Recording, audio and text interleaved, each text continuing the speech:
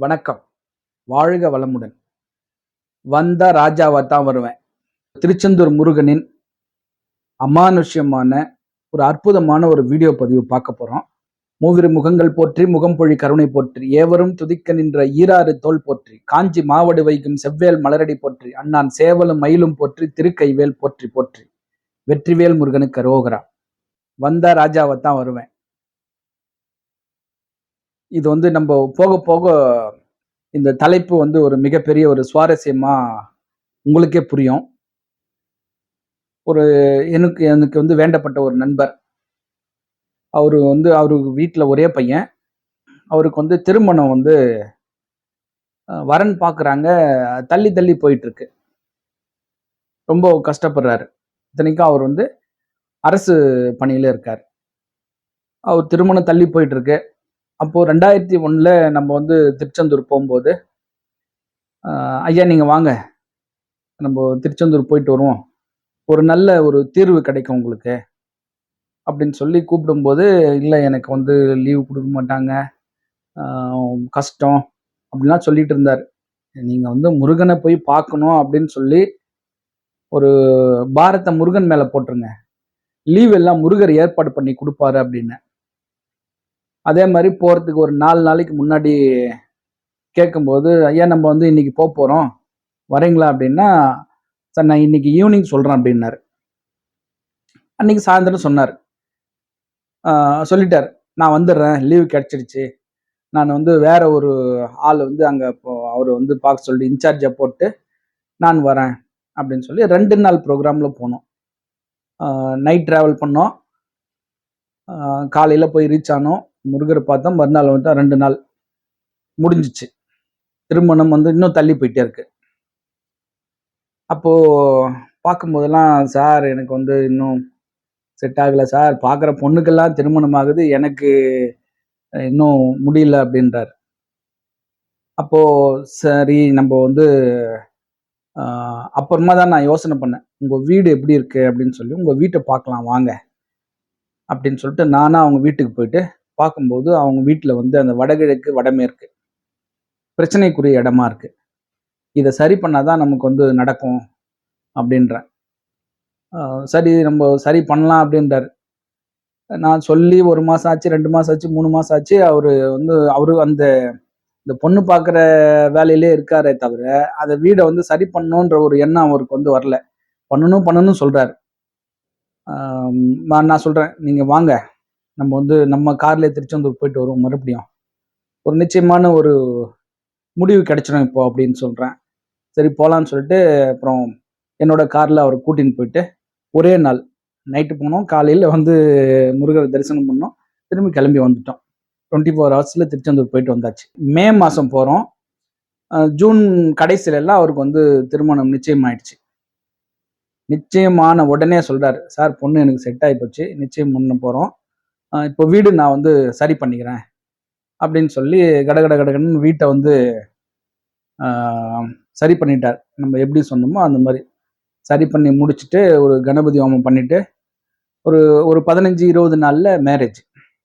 நான் அக்டோபர் 3ஆம் தேதி திருச்செந்தூர் போறேன். மறுபடியும் ஒரு 2 நாள் ஆன்மீக பயணம் சொல்லி நண்பர்கள்லாம் கூட்டிட்டு ஒரு 20 பேர் போறோம். அப்போ கூப்பிடும்போது, இப்ப நான் வரல, நான் நெக்ஸ்ட் டைம் வரேன்னாரு. நான் திருச்செந்தூர் போறேன்னு அவர்கிட்ட சொன்னேன். அவர் கூப்பிடவே இல்லை. ஏன்னா இப்பதான் அவர் மேரேஜ் பண்ணியிருக்காரு அப்படின்னு சொல்லி விட்டாச்சு. அதுக்கப்புறம் அக்டோபர் 3ஆம் தேதி 4, 5ஆம் தேதி ரிட்டர்ன் வந்தாச்சு. போயிட்டு வந்ததுக்கு அப்புறம் ஒரு வாரத்திலே சொல்றாரு, சார் இப்போ நம்ம போயிட்டு வரலாம் திருச்செந்தூர். வாங்க நம்ம கார்லயே கூட போயிட்டு வந்துடலாம் அப்படின்றாரு. என்ன சார் நீங்க மக்கள்லாம் கூட்டின்னு போறேன்னு சொன்னீங்க, இப்போ இப்படி சொல்றீங்களா அப்படின்னா, சரி மக்களோட கூட்டின்னு போலான்னாரு. இருங்க நம்ம போலாம் அப்படின்னு சொல்லி ஒரு 15-20 நாள், 1 மாசம் வெயிட் பண்ணோம். அதுக்கப்புறம் அவரு விடவே இல்லை.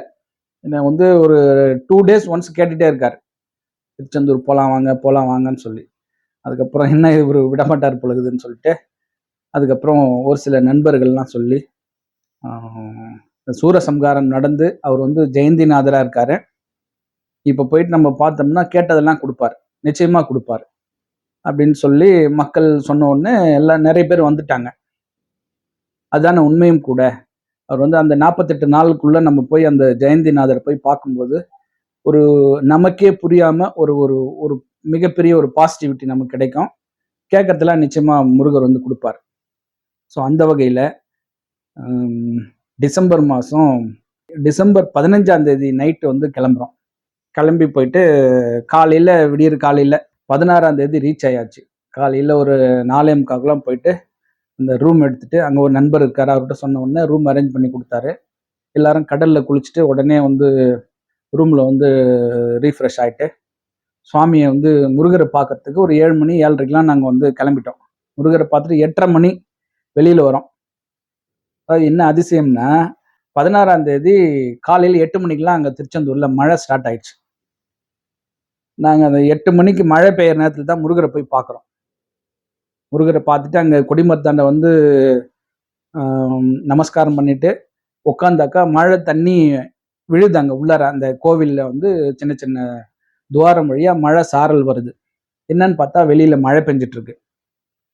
அங்கேயே ஒரு 1/2 மணி நேரம் உட்காந்துட்டு, அதுக்கப்புறம் ஒரு 9:30 மணிக்கு மேல வெளியில வந்து ஒரு ஹோட்டல்ல போய் சாப்பிடலான்னா, மழை பெஞ்சுட்டு இருக்கு. போனா நனைஞ்சிருவோம். அந்த அளவுக்கு மழை. ஒரு சாரல் மழை மாரின்னு வச்சுக்கோங்களேன். அந்த மாரி மழை பெஞ்சுட்டு இருக்கு. எல்லாரும் கும்பலா போனோம். ஒரு 2 ஹோட்டல்ல சாப்பிட்டோம். சாப்பிட்டுட்டு நாங்க எங்களோட வண்டிக்கு வராங்காட்டியுமே 11:30 மணி ஆயிடுச்சு. அப்பயும் அந்த மழை விடல. நாங்க பாதி நனைஞ்சு தான் வண்டிக்கு வந்து ஏறுனோம். 11:30 மணிக்கு நாங்க வந்து கிளம்பி வந்தாச்சு. 16ஆம் தேதி நைட் வந்து ஒரு 11 மணிக்கெல்லாம் வீட்டுக்கு வந்துட்டோம். எல்லாருமே வந்து சேஃபா வந்தாச்சு.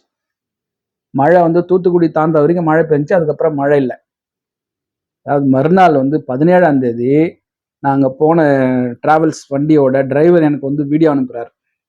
காலையில அனுப்பிட்டு, "சார் பாருங்க, திருச்செந்தூருக்கு யாருமே வராதீங்கன்னு சொல்லிட்டு வீடியோ அனுப்பியிருக்காங்க. அதாவது வரலாறு காணாத மழை பெஞ்சிருக்கு. நம்ம வந்து தப்பிச்சு வந்துட்டோம்" அப்படின்னாரு. இந்த திருச்செந்தூர் பயணம் போறதுக்கு முன்னாடி இப்பெல்லாம் சபரிமலை சீசன் இல்லையா? இந்த சபரிமலை சீசனுக்கு நான் வந்து ஓரலா வந்து டிரைவர்ட்ட சொல்லிட்டேன்.